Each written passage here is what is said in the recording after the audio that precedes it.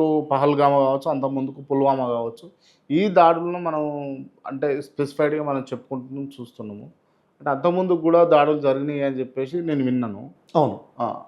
సరే యాక్చువల్‌గా క్రాంతి గారు ఒక విషయం ఏంటంటే 2016లో డీమానిటైజేషన్ అయింది హ్మ్. కదా! నరేంద్ర మోడీ గారు డీమానిటైజేషన్ చేశారు. భారతదేశ ప్రజలందరం కూడా దాన్ని స్వాగతించాము.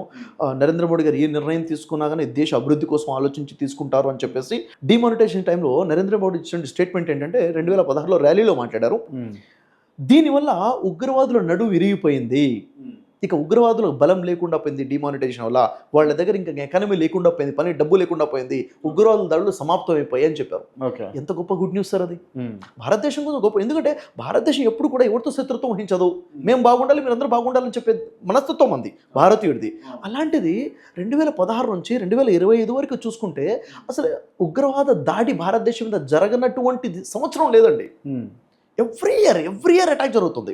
ఇప్పుడు నేను గతంలో మీరు ఇంటర్వ్యూ అన్న తర్వాత కొంచెం ఏదో రీసెర్చ్ చేసుకుంటూ కూర్చుంటే అసలు ఎన్ని అటాక్స్ జరిగాయంటే భారతదేశంలో వదిలేండి, కేవలం జమ్మూ కాశ్మీర్ మీద పాకిస్తాన్ ఉగ్రవాదులు చేసిన దాడులు ఎన్ని ఉన్నాయి హ్మ్. అని చూస్తే దాదాపు 10కి ఎక్కువ దాడులు కనపడ్డాయి.